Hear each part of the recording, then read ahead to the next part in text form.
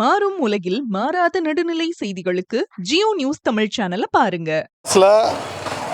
நீக்கப்பட்ட உறுப்பினர்களை எல்லாம் மீண்டும் சேர்த்துருக்காங்க. தாசில்தார் அவர்கள் கையாடல் பண்ணிட்டு தான் இதை சேர்த்துருக்க முடியும். ஏன்னா உண்மையான ஒரிஜினலாக சென்னையிலேருந்து வந்த லிஸ்ட்டை புறக்கணிக்கிறார். நாங்கள் போய் பணிவாக கேட்குறோம், சார் இதெல்லாம் என்ன சார் அப்படிங்களா, அதெல்லாம் எனக்கு தேவையில்லாது.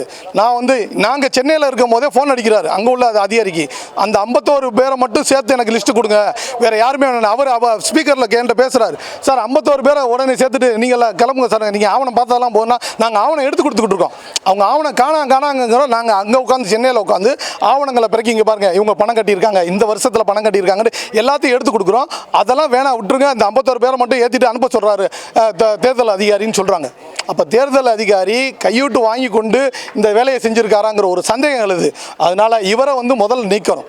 சரவணன் சாரை நீக்கிட்டு வேறு தாசில்தாராக இது ஜல்லிக்கட்டு நேரமாக இருக்குது. வால் இண்டியர்ஸ் எல்லாருமே சேவை செய்ய நேரத்தில் இப்படி ஒரு அலிகேஷன் வர்றது தவறு.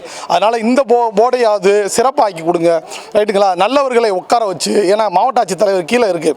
இந்த இதில் இருந்தவங்க குழந்தை கடத்தலில் மாட்டியிருக்காங்க, நிறையா திட்டங்களில் மாட்டி அனிசேகர் சாரே எல்லாரும் வெளியே போகணும்னு சொல்லி கேட்ட அந்த கதவை மூடுனங்க சம்பவம்லாம் இருக்குது. அதனால் மீண்டும் அதை தவறு நடக்கக்கூடாது அப்படிங்கிறதுக்கு தான் இவ்வளோ வேலை பார்த்தாங்க மாவட்ட ஆட்சித்தலைவர்.